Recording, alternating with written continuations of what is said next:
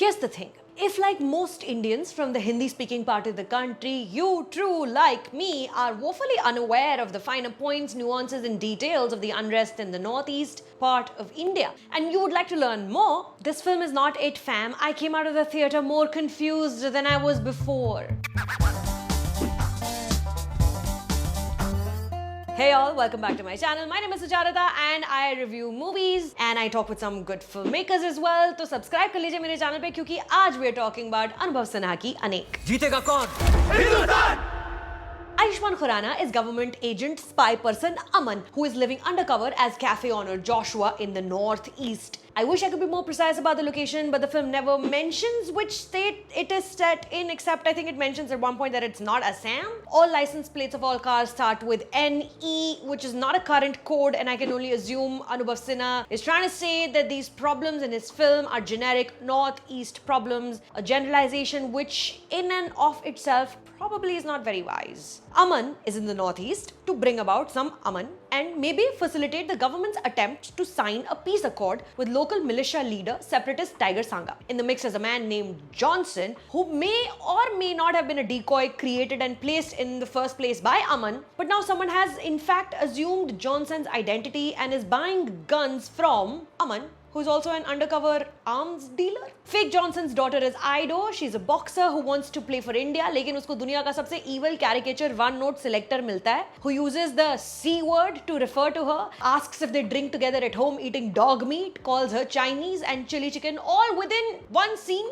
as if rushing to let the audience know कि क्या क्या stereotypes हैं. मैं सब आपको यहाँ पे फटाफट बता देता हूँ क्योंकि main plot में अलग खिचड़ी है, तो at least this unnecessary sports underdog storyline should be on the nose simplistic. Not to mention that this scene happens immediately the morning after Ido has been arrested at a club and called parlor wali and massage wali. She can't catch a break. Parlor wali है? हाँ? या ये parlor है?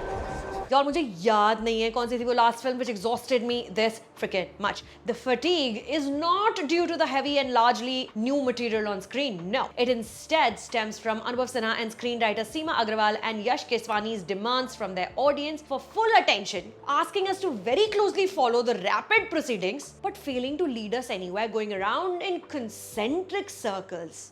One plotline not so much tying into the next as much as teetering on the edge of a dark hole of confusion and falling in, only for another confusing subplot suddenly leaping up from this very crevice of chaos, looking extremely self-important and daring you menacingly to understand its multitudes. Anek is one of the more heavy-handed, smug films you'll come across, constantly looking down upon its viewers for being unaware potatoes. Johnson कौन? I don't know.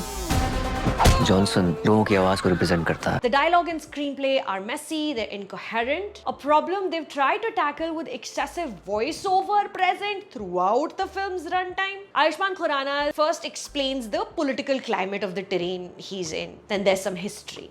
Then some deep feelings from his own heart, some larger commentary about India. It droned on for so long, if he'd started sharing butter chicken recipes in the middle, I would not have noticed. Not to mention, the voiceover abruptly shifts to Ido for one scene, right before she gets the stereotypical training montage, and a song with the lyrics Ladna hai begins in the background. Exposition ka pahad. लड़ना है मुझको हिंदुस्तान के लिए, अपनी जान के लिए. Now let's talk about the inclusive and diverse cast. It is incredibly rare to see an actor with traditional facial markings and tattoos on their face in an important speaking role in mainstream Hindi cinema. If I caught her name right in the end credits, actor Sheila Devi plays Emma, a local woman aware of Joshua's true identity as Aman, agreeing to help him for the promise of peace and protection for her preteen son, who's also played by a very competent actor. Other actors too, Loitongban Dorendra Singh as Tiger Sangha and Mifam Utsal as Ido's father are excellent casting choices, not only for the diversity but also because they're just wonderful actors. But it's Andrea Kavechusa, and I'm really sorry for my terrible pronunciations. She's supposed to be the female lead of this film, when in fact she's relegated to a footnote, only here to make one small point.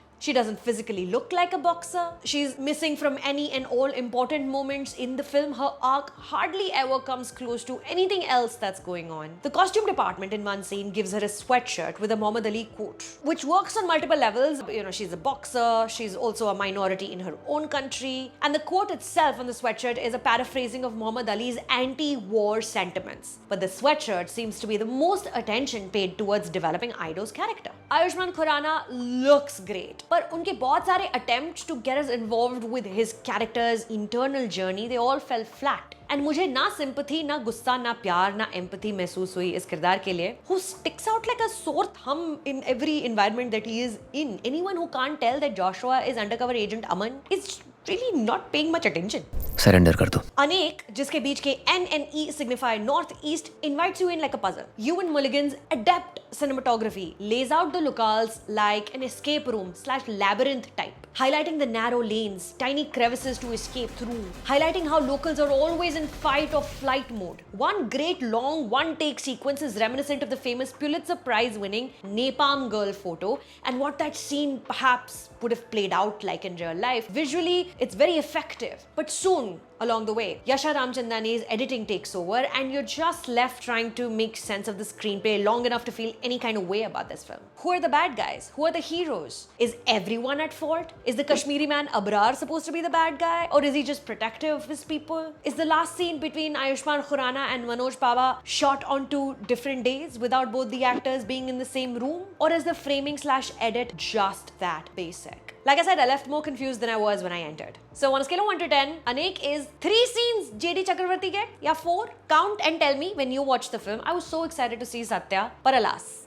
कहीं ऐसा तो नहीं कि ये piece किसी को चाहिए ही नहीं, वरना इतने सालों से एक छोटी सी प्रॉब्लम सॉल्व नहीं हुई। If you're excited to see me, which I hope you are, तो इधर क्या कर रहे हो? Subscribe करके जाना चैनल को. This week I've also spoken about Top Gun Maverick, and soon we're talking about Stranger Things season 4. बहुत लंबे episodes हैं. देख रही हूँ मैं एक-एक करके अभी. Subscribe, alright?